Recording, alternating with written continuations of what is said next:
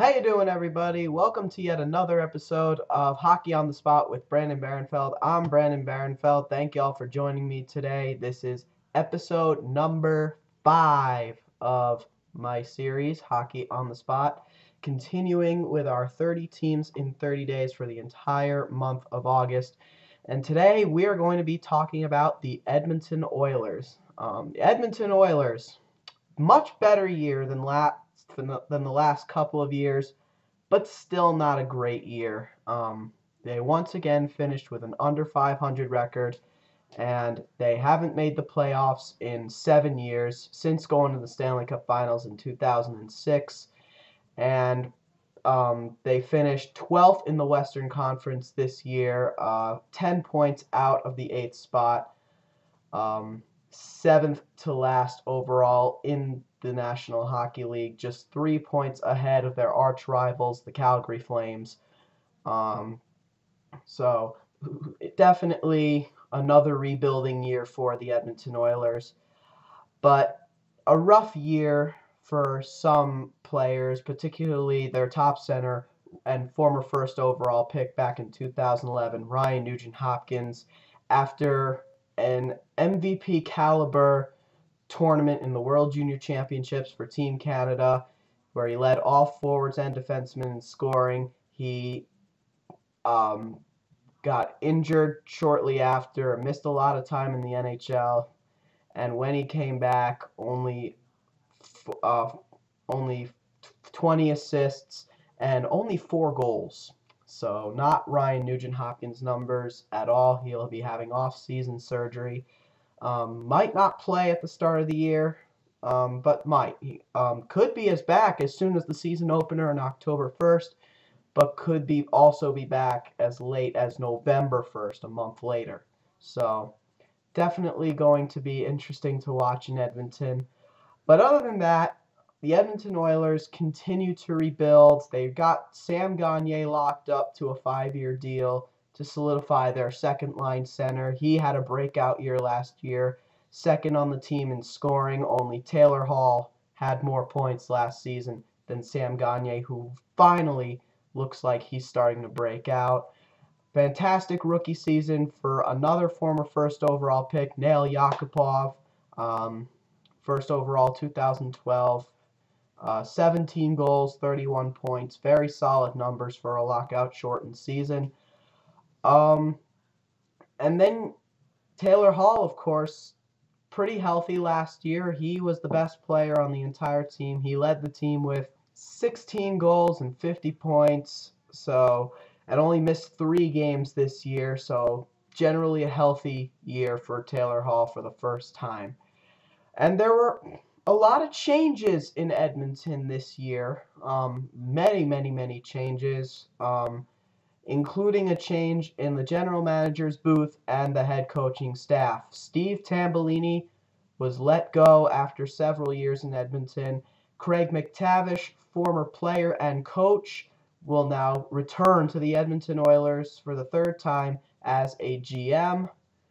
And as far as head coaches go, Ralph Krueger let go after 1 season, and Dallas Eakins, former head coach of the Toronto Marlies, and a former superstar coach in the American Hockey League level, hired as the head coach for the Edmonton Oilers, and that's a good move. He's 46 years of age, young coach, again a superstar in the AHL level as a coach, and a guy who was sought after by many teams. Dallas Stars, Vancouver Canucks, New York Rangers, and the Colorado Avalanche were also in on trying to get this coach, a guy who's very good with young players, so a guy who could fit a team that continues a long rebuilding process that has been going on since the 2009-2010 season.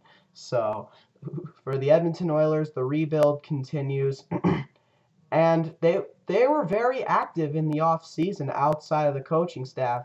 No question, Dallas Eakins was probably their biggest move overall, but that didn't mean they didn't go out and make some other moves as well. They made some very big additions as far as their forwards, as far as getting forwards and defensemen go, and goaltenders too.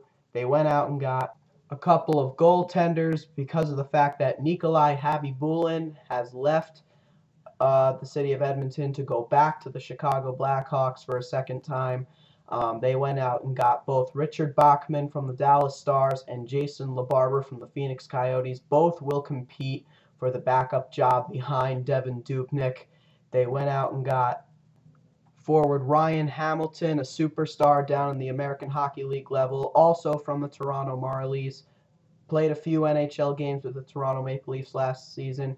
He'll be a good fit for the Oklahoma City Barons, so a good American Hockey League signing. They went out and got Jesse Joensuu from the New York Islanders, a guy who is sure to add some depth, will most likely be in their top 12 playing on the fourth line. They went out and got Boyd Gordon, a very good face-off winning defenseman and a hard-working defenseman. Boyd Gordon coming over from the Phoenix Coyotes, and a guy who figures to be their third-line center, normally a fourth-line guy, but will most likely play the third line in Edmonton. And that's just, the least of the moves that they've made. They went out and made a couple of other big news, considering Theo Peckham has left the Edmonton Oilers to go sign with the Chicago Blackhawks. Ryan Whitney will not be coming back. They have a couple other guys who won't be coming back either, such as Mark Fistrick, Andy Sutton, Darcy Hordichuk, Jan Danny, youngster Leonard Petrell. Those guys are all still on the unrestricted free agents board, but most likely will not be back. And other big news, Sean Horkoff is gone. You know what? Sean Horkoff is gone, hence the reason why they went out and got Boyd Gordon, their replacement as their third-line center. And Sean Horkoff was the captain of the Edmonton Oilers for the last couple of years, but again, injuries really took his career downhill. So his time to leave Edmonton came sooner than expected, but it was long expected. They dealt him to the Dallas Stars, and in return they got Philip Larson, a good, solid depth defenseman, a shutdown defenseman, who's probably going to battle for that 7th or 8th spot on defense. Corey Potter's in that mix. Youngster Anton Belov, a Russian defenseman, he'll also be in the mix. They also got a draft pick in that trade. So hence the reason why they went out and got Boyd Gordon to replace him on the third line. So very good move there by the Edmonton Oilers to make. It really helps along with trying to get younger. They're still trying to trade Ales Hemsky out of Edmonton, but nothing has worked as of yet. Another guy who's been hampered by injuries, but when healthy, a guy who possesses a lot of skill, great hands, excellent speed, and great playmaking abilities. Rumors have it that the Ottawa Senators would, as of right now, be the most likely destination for him if he does get traded. Obviously, there's still questions about what the Oilers would get back, but that's something that can be worried about over time. But the real big moves that the Edmonton Oilers made this season to make their replacements on defense, particularly Ryan Whitney, to replace Ryan Whitney, they went out and got a guy who was familiar with the Edmonton Oilers system. Denis Grabeshkov is back in the National Hockey League. He signed a one-year deal with the Edmonton Oilers after spending the last 3 seasons in the KHL. Last time we saw him, he was dealt to the Nashville Predators at the 2010 trade deadline. But for Denis Grabeshkov, a Russian defenseman, a kid who's very good in his own zone, but also very good offensively, which is something you don't find often with Russian defensemen. So very good two-way defenseman. When he plays as an offensive defenseman, much more of a playmaker, not as much of a goal scorer. And when he's in his own zone, he's a guy who concentrates on blocking shots, and he's very good with the puck. He can handle the puck very well. So, and again, a very popular player when he played for the Edmonton Oilers, former first-round pick, 18th overall back in 2002 by the Los Angeles Kings. And he's 29 years of age, so he's still pretty young. But they only signed him to a one-year deal because they're not sure if he's still going to be good. Hopefully his time in the KHL makes him even better than he was. before. They also went out and got another defenseman, 34-year-old Andrew Ference, coming over from the Boston Bruins, a guy who's been in the Stanley Cup Finals 3 times in his National Hockey League career, grew up an Edmonton Oilers fan, won the Stanley Cup with the Boston Bruins back in 2011, was a big part of that team, was in the finals with them last year. And I think he really felt that there was nothing left he had to do in Boston. So I think for him personally, he felt it was time to move on. A guy who's not getting any younger, but a shutdown defenseman who's very good in his own zone. I believe he signed a 4-year deal. And he's going to add a lot of veteran presence to a young team that's still growing. So a very good signing by the Edmonton Oilers, and probably their biggest signing this off-season for sure. So the signing of Andrew Ference, the biggest signing made by the Edmonton Oilers this year. However, the biggest overall move the Edmonton Oilers made this year came in the form of a trade that was not the Sean Horcoff trade. Another trade that they made this offseason with the St. Louis Blues. And with Ryan Smith not getting any younger, he definitely showed his age last year. Only 2 goals last year for a guy who used to be a goal-scoring game changer. He's definitely become a guy who's definitely going to play on the 4th line next season. So he's not a top 6 forward anymore. So the Edmonton Oilers had to go out and get a top 6 left winger. And they did just that. They made a trade with the St. Louis Blues. They acquired forward David Perron from the St. Louis Blues in exchange for Magnus Piarvi, their former 10th overall pick back in the 2009 NHL entry draft. A guy who's pretty much fallen out of their system and hopes to maybe play a lot better in St. Louis. And a draft pick was also sent away in that trade. But for David Perron, this is a guy who has good goal-scoring ability, great speed, and excellent hands. He was a very good player in St. Louis Blues for the St. Louis Blues, but maybe not what they thought he was going to be. So definitely a guy who could grow and play a lot better in a different system, a system like the Edmonton Oilers, playing on the line with Sam Gagner and either Jordan Eberle or Nail Yakupov, depending on who they decide to use as their second-line right winger.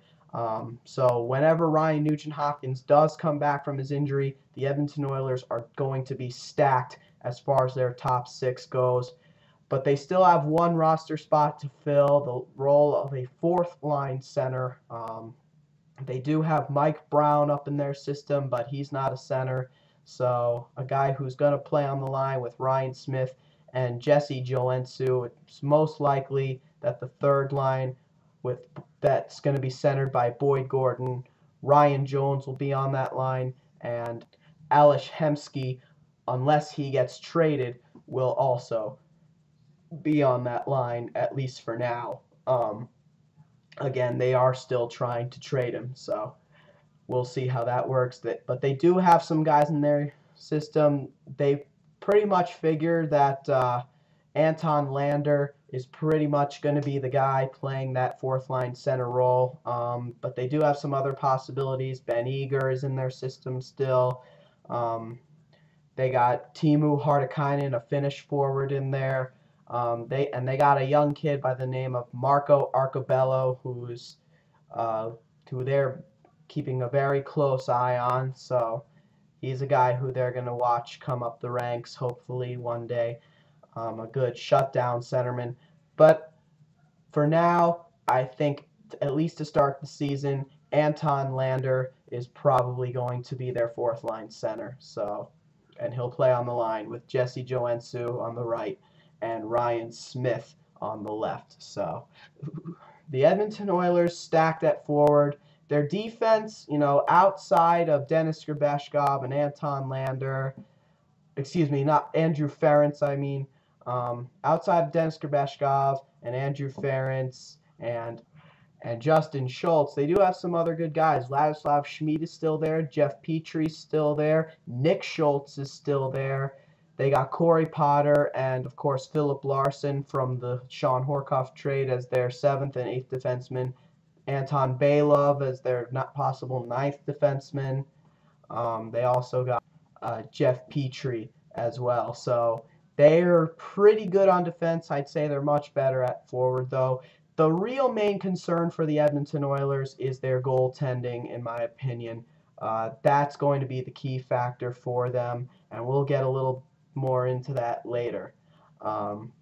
So with that being said, we're now going to take a look at some of the top prospects for the Edmonton Oilers. For the Edmonton Oilers, not a very deep prospect pool, in my opinion. Definitely nowhere near as deep as the Anaheim Ducks or the Calgary Flames. A very defense-minded prospect pool. All their good forward prospects are no longer prospects. Taylor Hall, Ryan Nugent-Hopkins, Nail Yakupov, Jordan Eberle, Sam Gagner, long past their days as prospects. Justin Schultz as well. So, yes, a very defense-oriented prospect pool. Not a very deep one, though, in my personal opinion. They got Darnell Nurse as their top prospect. Oscar Klefbom's also on that list. Martin Mansonen, also another solid prospect. David Musil. Of all these prospects on this list, though, the guy on that list, in my personal opinion, who highlights the Edmonton Oilers, would probably be the #1 prospect, Darnell Nurse. He was the 7th overall pick in this year's past draft, the nephew of former NFL star Donovan McNabb, a guy who is very good in his own end, very physical as well, very good shutdown guy, but also shows some offensive flair. He had 12 goals and 29 assists for a combined 41 points last season in juniors. So he's a kid who they're definitely going to bring along slowly. He's going to play in juniors for a few more years. There is nobody on this Oilers prospect pool who is ready to play in the NHL just yet. I'd say the closest one would probably be Oscar Klefbom, who was the Oilers' 2nd first-round pick in 2011 at 19th overall, a shutdown defenseman. He could possibly be in the lineup within the next year or so. So yeah, Darnell Nurse, probably the most impressive prospect in my opinion for the Edmonton Oilers. Now, last but certainly not least, in order for the Edmonton Oilers to even have a small hope of any playoff appearances, in my personal opinion, we all know Ryan Nugent-Hopkins is going to have to be good. And of course, with every team, you turn to your goaltending. This time, I am also going to turn to the goaltending. The guy that has to be good for the Edmonton Oilers, for them to even have the slightest hope of playoffs this year, is the starting goaltender, Devan Dubnyk. Big 6'5" goaltender, former first-round pick in 2004, has yet to live up the hype of his draft status. He's still young, but he's 27 years old, so getting a little older. And honestly, that is the one area for the Edmonton Oilers where there could be an issue this season. But if the Oilers are going to be good, he has to have a breakout year in his first season as their full-time starting goaltender. So Devan Dubnyk has to be good this season. Overall, are the Edmonton Oilers a playoff team? Well, I like their forwards a lot. I think their forwards are very, very close to building a franchise. Same with their defensemen. Not as good, but good, solid enough now with Andrew Ference back there and Dennis Grabeshkov back. But the main concern is the goaltending. I do not feel comfortable. If I were running a team, I would not feel comfortable with Devan Dubnyk as my starter, at least for right now. So for now, I'm going to say this is going to be another rebuilding year for the Edmonton Oilers, but they are getting close. Okay, guys, thank you for joining me. That'll do it for today's episode of Hockey on the Spot. For tomorrow's episode, we will talk about the Los Angeles Kings, so be sure to tune in for that. Until then, this has been episode 5 of Hockey on the Spot. You have been watching Hockey on the Spot with Brandon Barenfeld. I'm Brandon Barenfeld, and tune in next time. Bye.